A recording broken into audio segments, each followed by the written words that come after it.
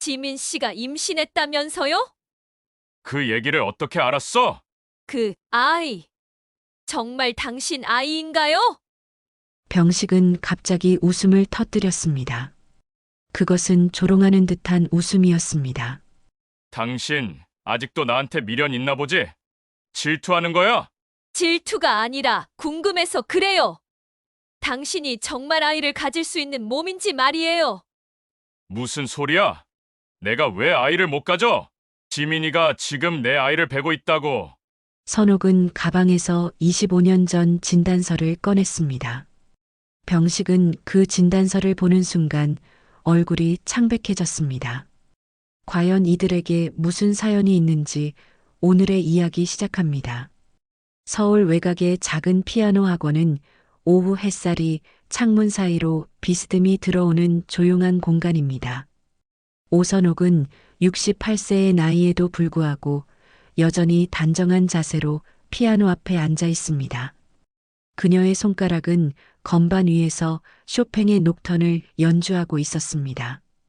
부드럽고 온화한 선율이 작은 방 안을 가득 채웠습니다. 선옥의 얼굴에는 세월의 흔적이 고스란히 새겨져 있었지만 여전히 기품 있는 모습을 유지하고 있었습니다. 은발을 단정히 뒤로 빗어넘긴 그녀는 매일 이 자리에서 아이들과 성인 학생들에게 피아노를 가르치며 하루하루를 보내고 있었습니다. 그러나 그 평온한 표정 뒤에는 깊은 상처가 자리 잡고 있었습니다. 15년 전 그녀의 인생은 완전히 뒤바뀌었습니다. 남편 김병식이 갑작스럽게 이혼을 요구했던 그날을 선옥은 지금도 생생히 기억하고 있습니다. 병식은 차갑고 단호한 목소리로 말했습니다. 당신은 아이를 못 낳잖아. 나는 더 이상 당신과 살 수 없어. 그 말은 선옥의 가슴에 비수처럼 꽂혔습니다.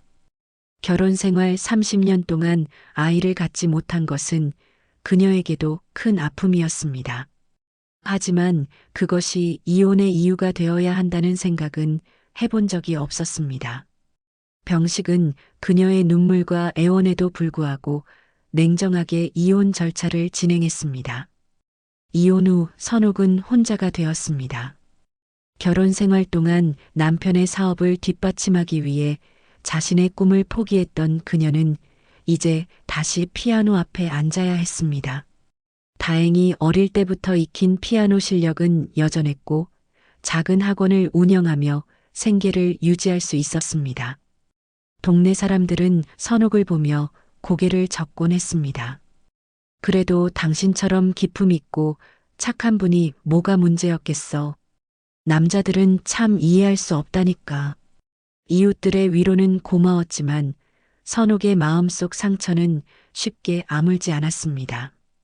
병식은 이혼 후 얼마 지나지 않아 30살이나 어린 여자와 재혼했다는 소문이 들려왔습니다. 그 여자의 이름은 최지민이었습니다. 선옥은 그 소식을 들을 때마다 가슴이 미어지는 것 같았습니다. 자신을 버린 남편이 다른 여자와 행복하게 살고 있다는 생각에 밤잠을 이루지 못하는 날들이 많았습니다. 매일 저녁 마지막 학생이 돌아간 후 선옥은 혼자 피아노 앞에 앉아 있곤 했습니다.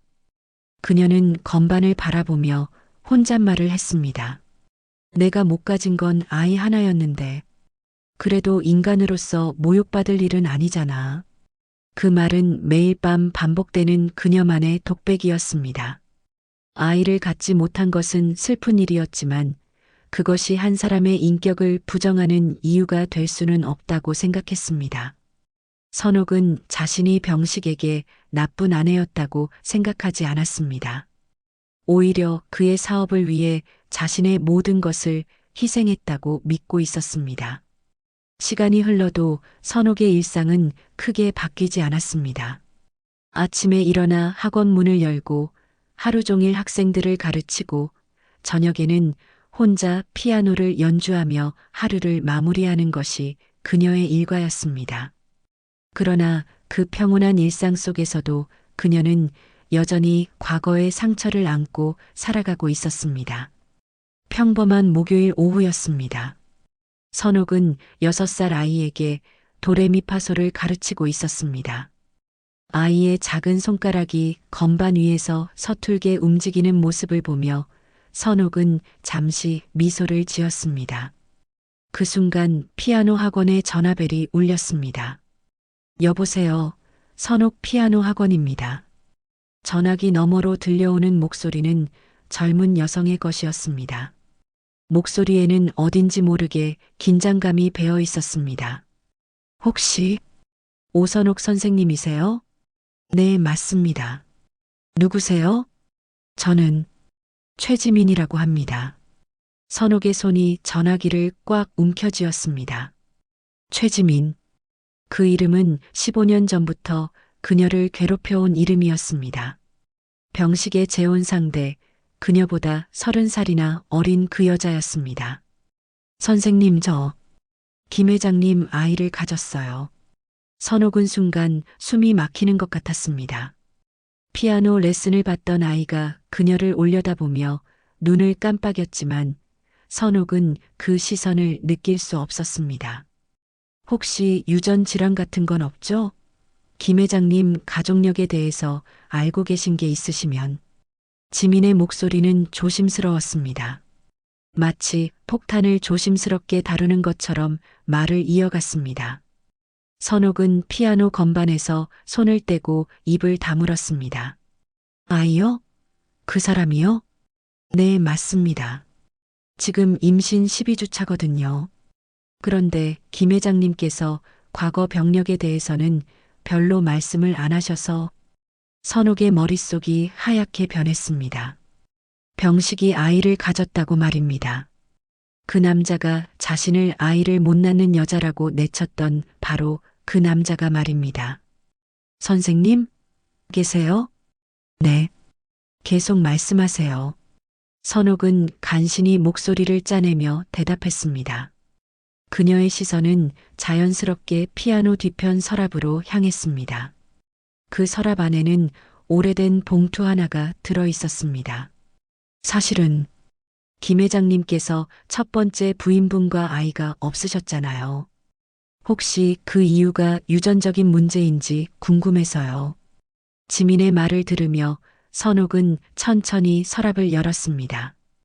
그 안에서 노랗게 바랜 봉투를 꺼냈습니다.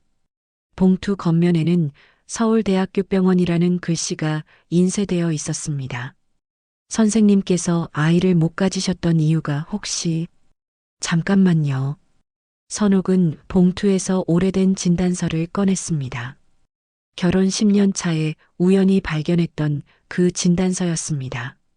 병식이 비밀리에 받았던 검사 결과였습니다. 진단서에는 명확하게 적혀 있었습니다. 무정자증 진단. 자연 임신 불가능. 날짜는 25년 전이었습니다.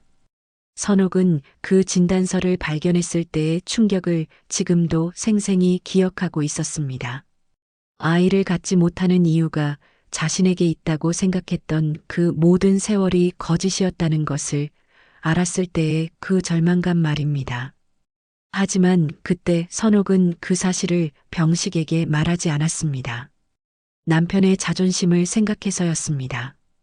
그가 그 사실을 모르는 채로 지낸다면 적어도 상처받지는 않을 것이라고 생각했습니다.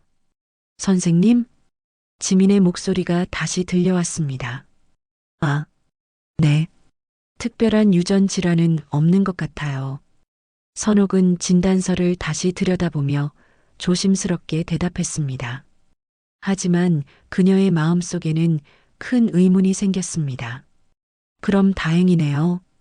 그런데 혹시 김 회장님께서 과거에 받으신 건강검진 결과 같은 것들 중에 기억나시는 게 있으세요? 선옥은 잠시 망설였습니다. 진실을 말해야 할까요? 아니면 계속 침묵해야 할까요? 아니요, 특별히 기억나는 건 없네요. 아, 그렇군요. 그럼 괜찮겠네요. 연락드려서 죄송했어요. 전화가 끊어진 후 선옥은 진단서를 손에 들고 한참을 서 있었습니다. 아직 레슨을 받고 있던 아이가 그녀를 올려다보며 말했습니다. 선생님, 계속해요? 선옥은 진단서를 다시 봉투에 넣고 피아노 뚜껑을 천천히 닫았습니다. 그리고 아이를 바라보며 조용히 말했습니다. 오늘 레슨은 여기까지 할게. 엄마께 연락드릴게. 아이가 돌아간 후 선옥은 혼자 피아노 앞에 앉아 있었습니다. 그녀의 손에는 여전히 그 진단서가 들려 있었습니다. 누군가 거짓말을 하고 있네. 선옥은 혼잣말을 하며 창밖을 바라보았습니다. 15년 전 자신을 버린 남편이 이제 다른 여자의 아이를 가졌다고 말합니다. 하지만 그 남자는 아이를 가질 수 없는 몸이었습니다. 그렇다면 지민이 가진 아이의 아버지는 누구일까요? 선옥의 마음속에는 복잡한 감정들이 얽혀 있었습니다. 분노, 슬픔, 그리고 묘한 호기심이 함께 자리 잡고 있었습니다. 며칠 밤을 제대로 잠들지 못한 선옥은 결국 마음을 정했습니다. 진실을 확인해야 했습니다. 25년 전 그 진단서가 아직도 유효한지, 병식이 정말로 아이를 가질 수 없는 몸인지 확인하고 싶었습니다. 월요일 아침 선옥은 평소보다 일찍 일어나 단정하게 옷을 차려입었습니다. 검은색 정장에 진주 목걸이를 메고 머리를 단정히 빗어 올렸습니다. 거울 속 자신을 바라보며 깊게 숨을 들이마셨습니다. 이제 진실을 알아야겠어. 선옥은 25년 전 그 진단서와 함께 서울대학교 병원을 찾았습니다. 병원 로비는 여전히 분주했고 많은 사람들이 오가고 있었습니다. 그녀는 안내 데스크에서 비뇨기과 위치를 확인하고 엘리베이터를 탔습니다. 비뇨기과 진료실 앞에서 선옥은 한참을 망설였습니다. 이 일이 과연 옳은 일인지 확신이 서지 않았습니다. 하지만 15년 전 받았던 그 모욕과 상처를 생각하니 용기가 났습니다. 다음 분 들어오세요. 진료실 문이 열리고 선옥은 들어갔습니다. 50대 중반으로 보이는 의사가 그녀를 맞이했습니다. 어떻게 오셨습니까? 25년 전에 저희 남편이 받았던 검사 결과에 대해 문의드리고 싶어서 왔습니다. 선옥은 조심스럽게 진단서를 꺼내 의사에게 건넸습니다. 의사는 진단서를 자세히 살펴보더니 고개를 끄덕였습니다. 이 검사 결과는 무정자증 진단이네요. 이런 경우 자연 임신은 거의 불가능합니다. 25년이 지났는데도 여전히 유효한 진단인가요? 무정자증은 선천적인 경우가 대부분이라서 시간이 지나도 크게 변하지 않습니다. 물론 재검사를 받아보면 더 정확하겠지만 의사의 말을 들으며 선옥은 가슴이 두근거렸습니다. 그렇다면 병식이 아이를 자연적으로 가질 수 없다는 것이 확실했습니다. 병원을 나온 선옥은 곧바로 택시를 타고 병식이 사는 고급 아파트로 향했습니다. 15년 만에 다시 찾는 그곳이었습니다. 아파트 단지는 예전보다 더 화려하게 꾸며져 있었고 경비실에는 젊은 경비원이 앉아 있었습니다. 실례합니다. 1205 김병식 씨 계신가요? 성함이 어떻게 되시죠? 오선옥입니다. 예전에 아내였던 사람이에요. 경비원은 당황한 표정을 지으며 전화기를 들었습니다. 잠시 후 그는 고개를 저으며 말했습니다. 죄송합니다. 올라가시면 안 된다고 하시네요. 잠깐만요. 제가 꼭 할 말이 있어서 규정상 거절하시면 들여보낼 수 없습니다. 죄송합니다. 선옥은 경비실 앞에서 한참을 서 있었습니다. 15년 전 자신을 내친 그 남자가 이제는 만나는 것조차 거부하고 있었습니다. 그녀는 주먹을 꽉 쥐고 아파트를 나왔습니다. 집으로 돌아가는 길에 선옥은 오랜 친구 정혜숙에게 전화를 걸었습니다. 혜숙은 선옥의 결혼 생활부터 이혼까지 모든 과정을 지켜본 유일한 친구였습니다. 혜숙아, 나야. 지금 시간 있어? 응, 언제든지. 무슨 일이야? 너무 복잡한 일이 생겼어. 혼자서는 도저히 감당이 안 돼. 해숙은 선옥의 목소리에서 뭔가 심각한 일이 있음을 직감했습니다. 두 사람은 해숙의 집에서 만나기로 했습니다. 해숙의 집은 조용한 주택가에 있는 작은 단독주택이었습니다. 선옥은 현관문을 열고 들어서자마자 그동안 참았던 감정이 터져 나왔습니다. 해숙아, 나 어떻게 해야 할지 모르겠어. 해숙은 선옥을 소파에 앉히고 차를 끓였습니다. 선옥은 떨리는 목소리로 모든 상황을 설명했습니다. 지민의 전화, 25년 전 발견한 진단서, 그리고 오늘 병원에서 확인한 사실까지. 그러니까 병식이는 아이를 가질 수 없는 몸인데 그 지민이라는 여자가 임신했다는 거야? 그래. 그런데 더 웃긴 건 15년 전에 나를 아이를 못 낳는 여자라고 내쳤다는 거야. 해숙은 찻잔을 내려놓고 선옥을 바라보았습니다. 그녀의 눈에는 분노가 가득했습니다. 그 남자가 얼마나 비겁한 인간인지 이제야 제대로 알겠네. 선옥아, 이 일을 그냥 넘길 수는 없어. 하지만 내가 뭘 할 수 있겠어? 이미 15년이나 지났는데. 남의 인생을 부서뜨린 사람을 가만히 둬도 되는 줄 알아? 그 사람도 이제 세상이 어떻게 돌아가는지 알아야 해. 해숙의 말에 선옥은 고개를 끄덕였습니다. 그녀도 마음 한편으로는 병식이 받아야 할 대가가 있다고 생각했습니다. 그런데 그 지민이라는 여자의 아이 아버지는 누구일까?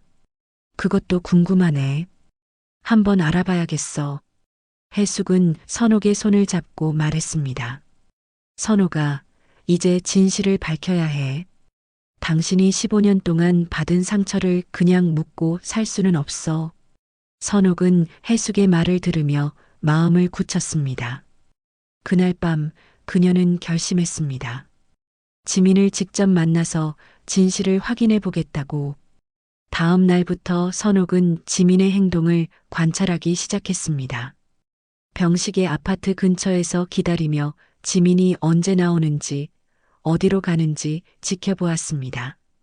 처음에는 죄책감이 들었지만 15년 전 받은 상처와 모욕을 생각하니 용기가 났습니다. 진실을 알아야 했습니다. 일주일째 지민을 관찰하던 선옥은 마침내 중요한 단서를 발견했습니다.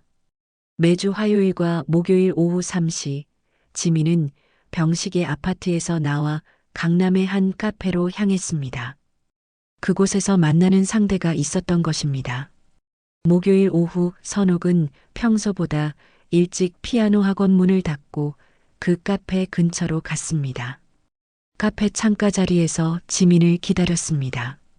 임신 4개월 차인 지민은 배가 조금씩 나오기 시작했고 연한 핑크색 원피스를 입고 있었습니다. 3시 정각 지민이 카페에 들어왔습니다. 그리고 잠시 후 30대 중반으로 보이는 남성이 나타났습니다. 선옥은 그 남성의 얼굴을 보는 순간 깜짝 놀랐습니다. 병식과 닮은 얼굴이었기 때문입니다. 남성은 지민에게 다가가 자연스럽게 그녀의 손을 잡았습니다. 지민은 수줍게 웃으며 그의 손을 맞잡았습니다. 두 사람은 연인처럼 다정한 모습이었습니다. 선옥은 휴대폰을 꺼내 조심스럽게 사진을 찍었습니다. 지민과 그 남성이 손을 잡고 있는 모습, 남성이 지민의 배를 쓰다듬는 모습까지 모두 담았습니다. 카페에서 나온 두 사람을 따라가던 선옥은 더욱 놀라운 광경을 목격했습니다. 남성이 지민에게 키스하는 모습이었습니다. 임신한 여자의 남편이 아닌 다른 남자가 말입니다. 선옥은 그날 밤 해숙에게 전화를 걸어 모든 것을 털어놓았습니다. 해숙아, 정말 믿을 수 없는 일이야. 지민이라는 여자가 다른 남자와 만나고 있어. 정말? 누구와? 병식과 닮은 남자야. 나이는 30대 중반 정도 되어 보였어. 해숙은 잠시 생각하더니 말했습니다. 혹시 병식의 친척이 아닐까? 조카나 사촌 같은. 선옥은 그 가능성을 생각해 보았습니다. 병식에게는 형이 하나 있었고 그 형에게 아들이 있다는 이야기를 들은 적이 있었습니다. 다음 날 선옥은 다시 그 카페로 갔습니다. 이번에는 더 가까이서 그 남성의 얼굴을 확인하고 싶었습니다. 카페 직원에게 넌지시 물어보니 그 남성이 이 근처 회사에 다니는 김우석이라는 사람이라는 것을 알 수 있었습니다. 김우석? 선옥은 그 이름을 듣는 순간 모든 것이 명확해졌습니다. 병식의 조카였습니다. 결혼 생활 동안 몇 번 본 적이 있는 그 청년이었습니다. 선옥은 확신을 얻기 위해 며칠 더 관찰했습니다. 지민과 우석은 매주 정기적으로 만났고 두 사람의 관계는 명백히 연인 사이였습니다. 우석은 지민의 배를 쓰다듬으며 태교 음악을 들려주기도 했고 임신부용 비타민을 챙겨주기도 했습니다. 마침내 선옥은 결심했습니다. 지민과 직접 대면하기로 했습니다. 화요일 오후 선옥은 지민이 우석과 헤어진 후 혼자 쇼핑을 하고 있을 때 접근했습니다. 최지민 씨죠? 지민은 갑자기 나타난 선옥을 보고 당황했습니다. 네, 누구세요? 오선옥입니다. 김병식의 전 부인이에요. 지민의 얼굴이 순간 하얗게 변했습니다. 그녀는 주변을 둘러보며 불안해했습니다. 여기서 이야기하기는 좀 그러니까 저기 조용한 곳으로 가죠. 선옥은 지민을 근처 조용한 찻집으로 데려갔습니다. 둘이 마주 앉자 선옥은 휴대폰에서 사진들을 꺼내 보여주었습니다. 이 사진들 보세요. 지민은 자신과 우석이 함께 있는 사진들을 보고 얼굴이 새하얗게 변했습니다. 이건 어떻게... 김병식 씨가 아이를 가질 수 없는 사람이라는 건 당신도 몰랐겠죠? 선옥은 25년 전 진단서를 꺼내 지민 앞에 놓았습니다. 무정자증, 자연 임신이 불가능한 상태라고 나와 있네요. 지민은 진단서를 보며 입을 벌렸습니다. 그녀도 이 사실을 전혀 모르고 있었던 것 같았습니다. 그럼 이 아이의 아버지는 김우석 씨겠죠. 병식 씨의 조카인. 지민은 잠시 당황했지만 곧 차분해졌습니다. 그리고 선옥을 똑바로 바라보며 말했습니다. 이걸 병식한테 알리면 뭐가 달라져요? 오히려 당신이 이상하게 보일 거예요. 아직도 집착한다고 그렇게 몰아갈걸요? 선옥은 지민의 뻔뻔한 태도에 당황했습니다. 당신이 지금 무슨 말을 하는 거예요? 현실적으로 생각해 보세요. 15년이나 지난 일을 가지고 나타나서 이런 말을 한다면 사람들이 어떻게 생각할까요? 지민은 가방에서 체크북을 꺼냈습니다. 얼마면 될까요? 이 일을 조용히 넘어가는데 말이에요. 뭐라고요? 500만 원? 1000만 원? 아니면 더 필요하세요? 선옥은 지민의 말을 듣고 충격을 받았습니다. 돈으로 이 문제를 해결하려 한다는 것이었습니다. 당신이 지금 저에게 돈을 주고 입을 다물라는 거예요? 너무 나쁘게 받아들이지 마세요. 서로에게 도움이 되는 일이니까. 선옥은 자리에서 일어났습니다. 지민의 뻔뻔함에 더 이상 말을 이을 수 없었습니다. 당신들이 얼마나 추악한 사람들인지 이제야 제대로 알겠네요. 선생님, 생각해 보세요. 이 일이 알려져 봤자 당신한테 좋을 게 하나도 없어요. 선옥은 지민을 뒤로 하고 찻집을 나왔습니다. 그녀의 가슴은 분노로 가득했습니다. 지민과의 만남 이후 며칠 동안 선옥은 깊은 고민에 빠졌습니다.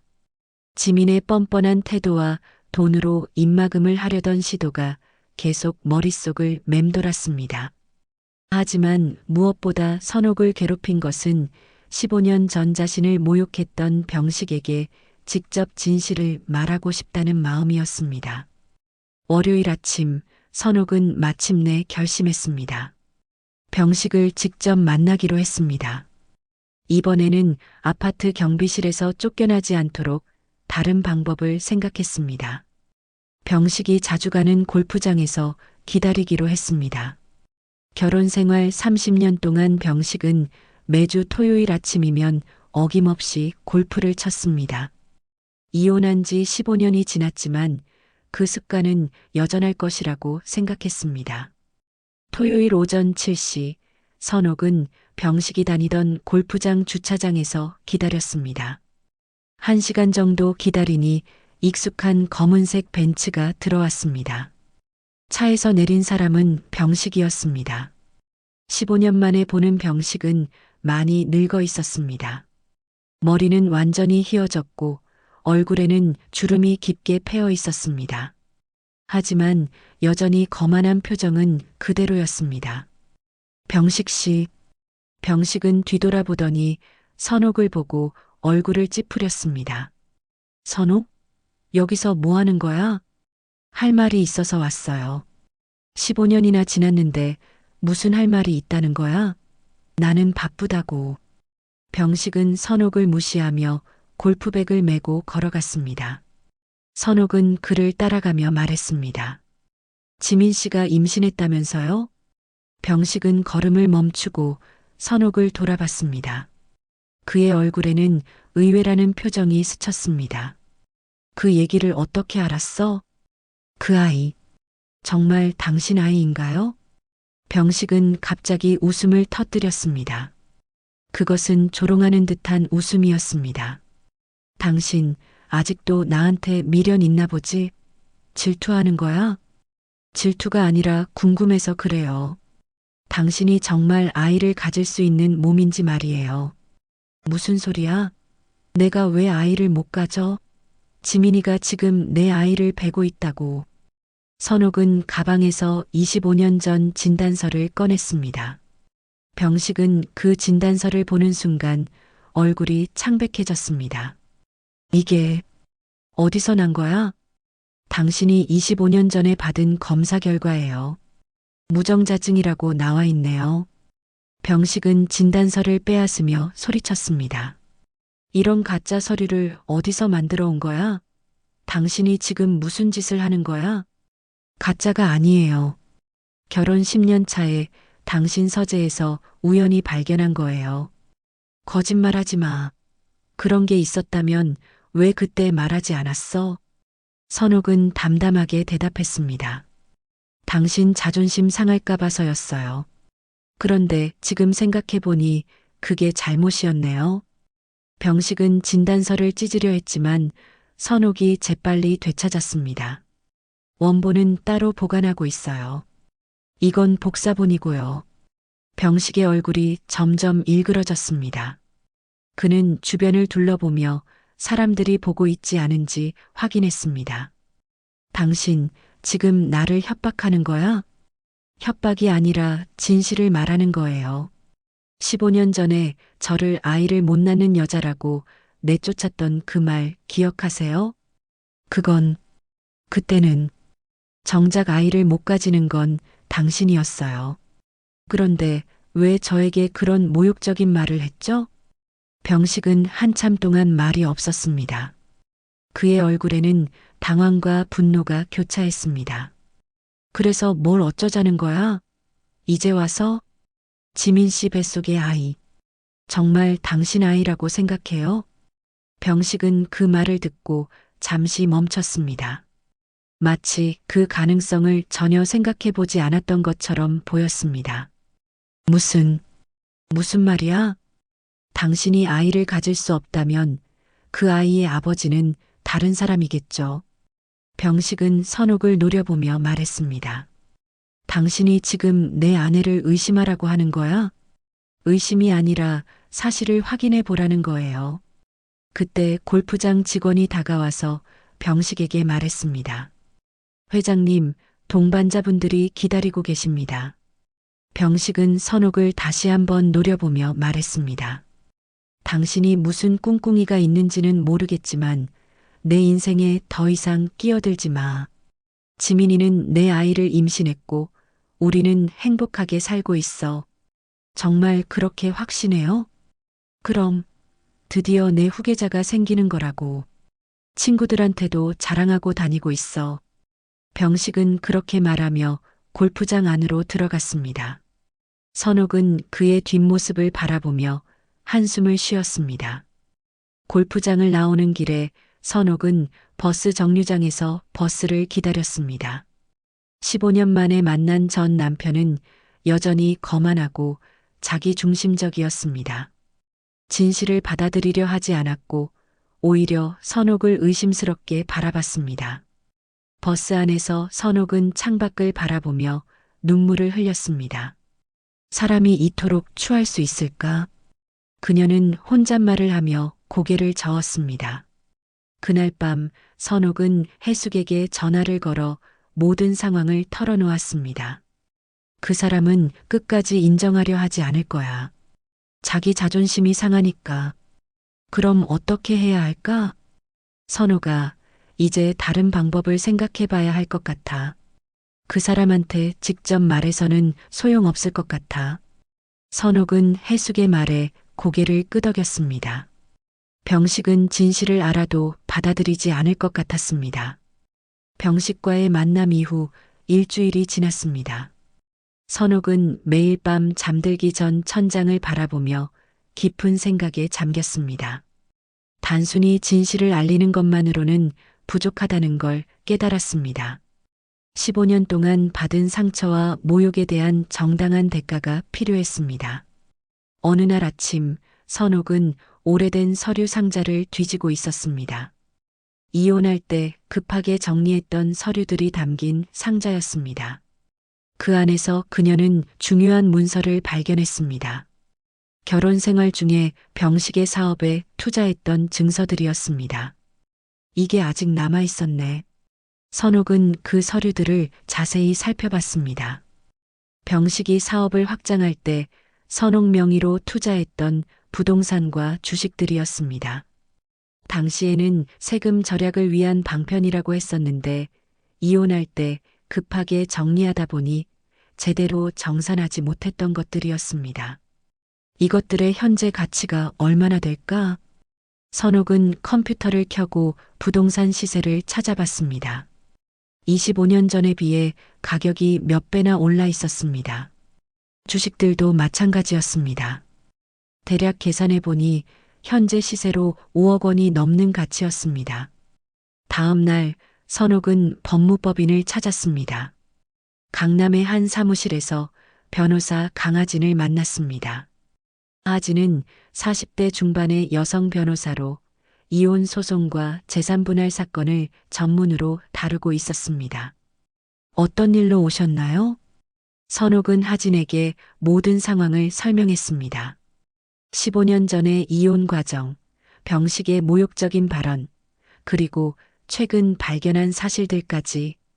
하진은 선옥의 이야기를 들으며 진지한 표정을 지었습니다. 이런 경우라면 여러 가지 법적 조치가 가능합니다. 어떤 것들이 가능한가요? 먼저 재산권 침해 부분입니다.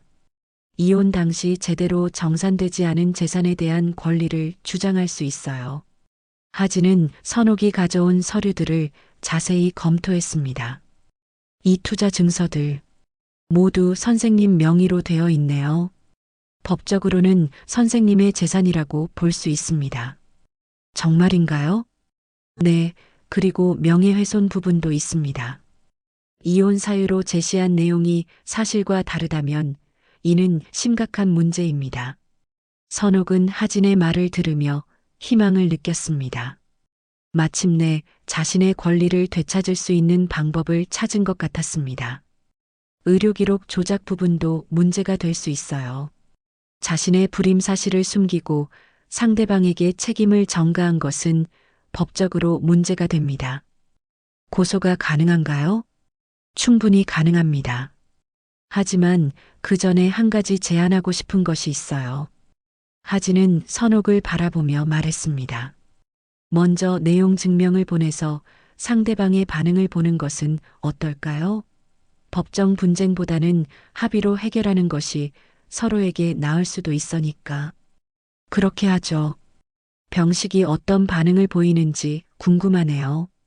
일주일 후 병식에게 내용 증명이 발송되었습니다. 그 안에는 재산 분할 요구, 명예회복, 그리고 정신적 피해에 대한 배상 요구가 담겨 있었습니다. 병식은 내용 증명을 받고 즉시 선옥에게 전화를 걸었습니다. 선옥, 당신 지금 뭐 하는 거야? 당연한 권리를 찾는 거예요. 15년이나 지난 일을 가지고 이런 식으로 나오는 게 말이 돼? 15년 전에도 내 권리였고 지금도 내 권리예요. 병식의 목소리는 점점 거칠어졌습니다. 당신이 정말로 법정까지 갈 작정이야? 그건 당신 선택에 달려 있어요. 진실을 인정하고 제대로 사과한다면 다르겠지만. 사과? 내가 뭘 잘못했다고? 15년 동안 저를 모욕하고 거짓말로 저의 인생을 망친 것에 대해서요. 병식은 한참 동안 말이 없었습니다. 그러다 갑자기 목소리 톤이 달라졌습니다. 선우가, 우리가 굳이 이렇게까지 해야 하나? 과거는 과거고, 과거를 묻고 살기에는 제가 받은 상처가 너무 커요. 그럼 어떻게 하면 이 일을 조용히 마무리할 수 있을까?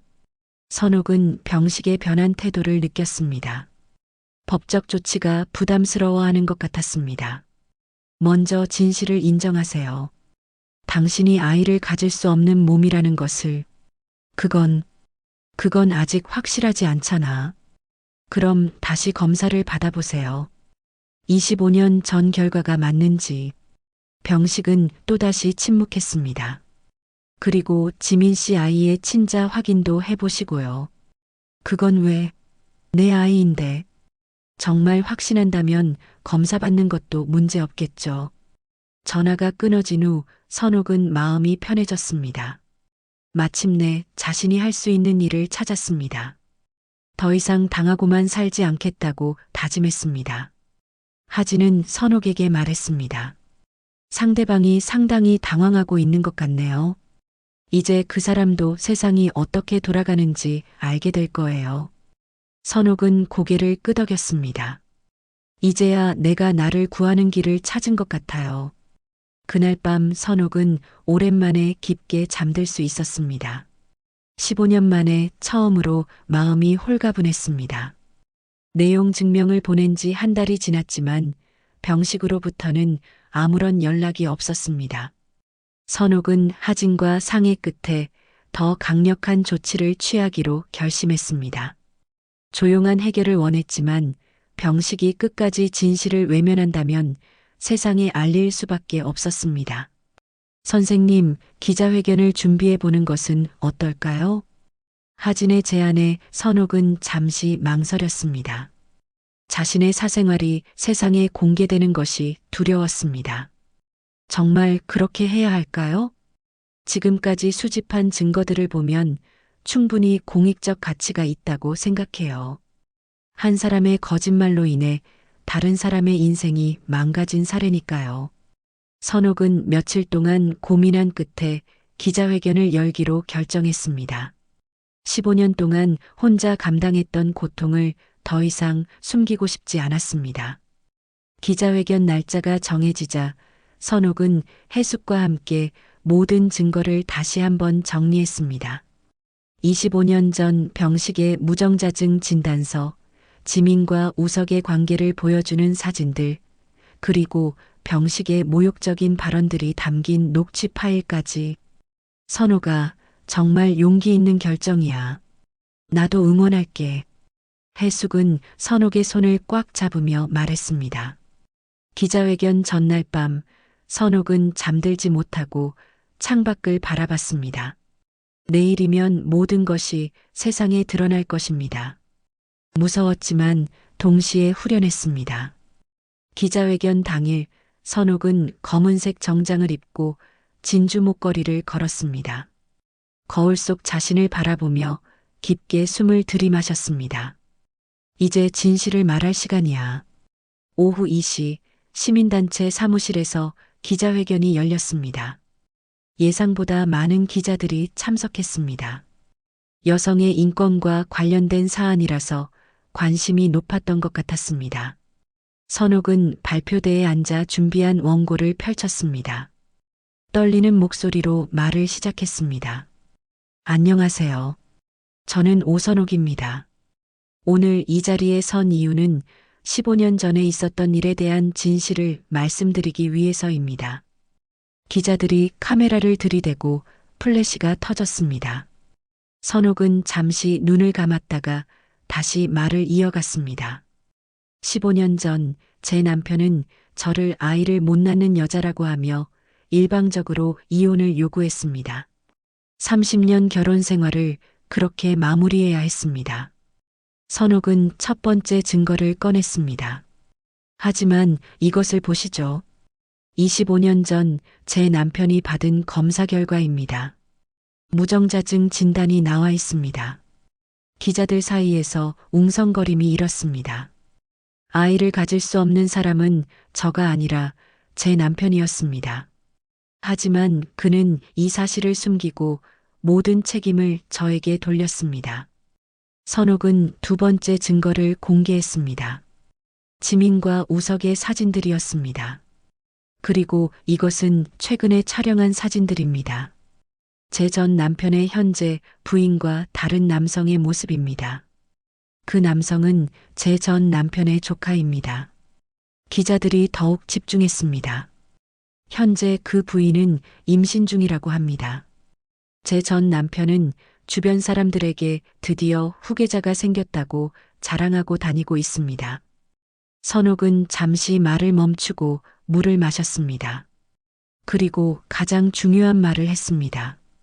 아이 하나 못 낳는다고 절 내친 그 사람이 정작 아이를 가질 수 없는 사람이었다는 걸 세상은 알 권리가 있습니다. 기자들이 질문을 쏟아냈습니다. 그럼 현재 임신한 아이의 아버지는 누구라고 생각하시나요? 사진에 나온 남성일 가능성이 높다고 봅니다. 의학적으로 제 전 남편이 자연 임신시킬 가능성은 거의 없으니까요. 왜 25년 전에 이 사실을 말하지 않으셨나요? 남편의 자존심을 생각해서였습니다. 하지만 지금 생각해보니 그것이 잘못이었어요. 진실을 숨기는 것이 누구에게도 도움이 되지 않더군요. 이 일을 공개하시는 이유가 복수 때문인가요? 선옥은 고개를 저었습니다. 복수가 아닙니다.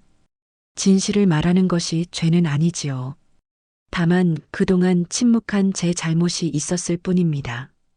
기자회견이 끝난 후 선옥은 하진과 함께 사무실을 나왔습니다. 어떠세요? 후회되지 않으세요? 아니요. 오히려 홀가분해요. 그날 저녁 뉴스에서 선옥의 기자회견이 보도되었습니다. 인터넷에는 관련 기사들이 쏟아졌습니다. 댓글들은 대부분 선옥을 지지하는 내용이었습니다. 용기 있는 결정이었다. 15년 동안 얼마나 힘들었을까. 진실이 밝혀져서 다행이다. 기자회견 이후 병식의 회사에는 항해 전화가 빗발쳤습니다. 기업 이미지 실추를 우려한 이사회는 긴급 회의를 열었습니다. 며칠 후 병식이 이사직에서 해임되었다는 소식이 들려왔습니다. 지민도 우석과의 불륜 사실로 언론에 오르내리게 되었습니다. 선옥은 그 소식을 들으며 복잡한 심정이었습니다. 복수를 원했던 것은 아니었지만 진실이 밝혀진 것은 다행이었습니다. 해숙은 선옥에게 말했습니다. 이제야 정의가 실현된 것 같아. 당신이 15년 동안 참았던 것에 비하면 이 정도는 당연한 결과야. 선옥은 고개를 끄덕였습니다. 마침내 자신의 명예를 되찾았습니다. 기자회견으로부터 6개월이 흘렀습니다. 선옥의 삶은 완전히 달라져 있었습니다.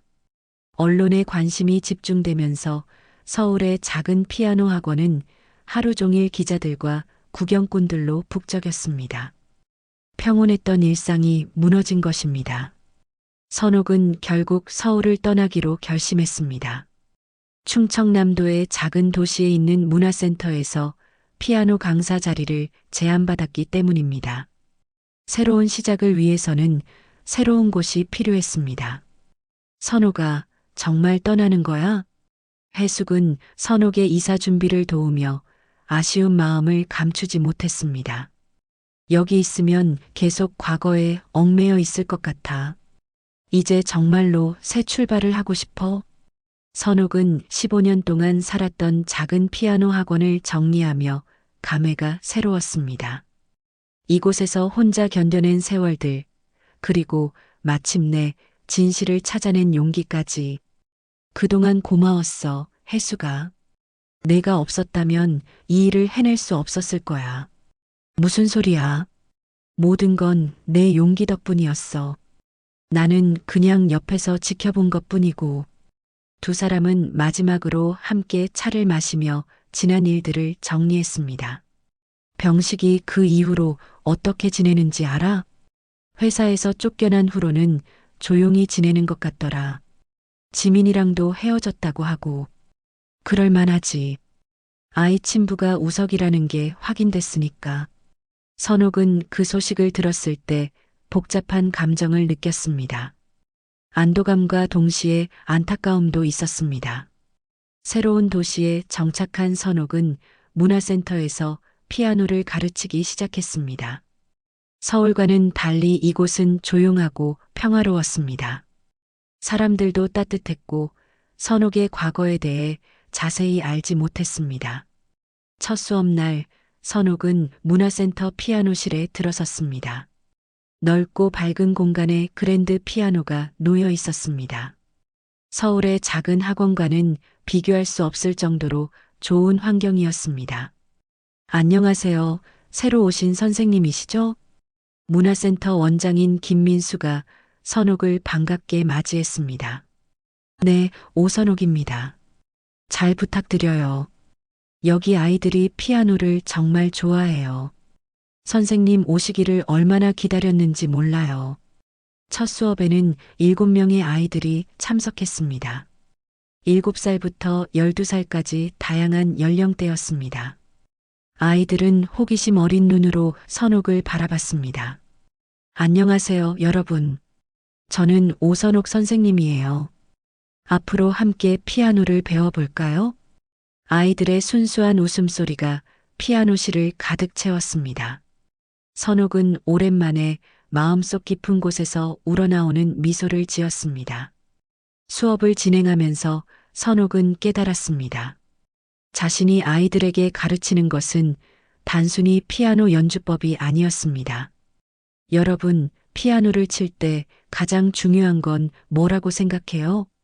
한 아이가 손을 들고 대답했습니다. 정확하게 치는 거요. 그것도 중요하지만 더 중요한 건 마음을 담는 거예요. 진실한 마음으로 연주할 때 가장 아름다운 음악이 나온다는 걸 기억하세요. 선옥은 아이들과 함께 시간을 보내며 점점 마음의 평화를 찾아갔습니다. 과거의 상처가 완전히 사라진 것은 아니었지만 이제는 그 경험이 자신을 더 강하게 만들었다는 것을 알 수 있었습니다. 어느 날 저녁 선옥은 문화센터에서 혼자 피아노를 연주하고 있었습니다. 쇼팽의 녹턴이 조용한 공간에 울려 퍼졌습니다. 그때 민수가 들어왔습니다. 선생님, 아직 계셨네요. 네, 연습하고 있었어요. 오늘 뉴스 보셨어요? 선생님 이야기가 나왔던데. 선옥은 고개를 끄덕였습니다. 가끔씩 언론에서 자신의 이야기를 다루곤 했습니다. 용기 있는 여성의 진실 찾기 같은 제목으로 말입니다. 부담스럽지 않으세요? 처음에는 그랬죠. 하지만 이제는 괜찮아요. 제가 한 일이 다른 사람들에게 용기를 줄 수 있다면 의미 있는 일이라고 생각해요. 민수는 선옥의 말에 고개를 끄덕였습니다. 선생님 같은 분이 우리 아이들을 가르쳐 주시니 정말 감사해요. 아이들이 선생님을 정말 좋아한다니까요. 선옥은 미소를 지으며 다시 피아노에 손을 올렸습니다. 내가 가르치는 건 음악이 아니라 살아가는 방식이야. 그녀는 혼잣말을 하며 건반을 눌렀습니다. 부드럽고 따뜻한 선율이 흘러나왔습니다. 한 달 후 선옥의 피아노 위에는 신문 기사 하나가 스크랩되어 놓여 있었습니다.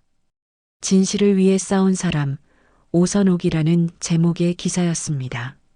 그 기사에는 선옥의 용기 있는 행동이 많은 여성들에게 영감을 주었다는 내용이 담겨 있었습니다. 선옥은 그 기사를 보며 뿌듯함을 느꼈습니다.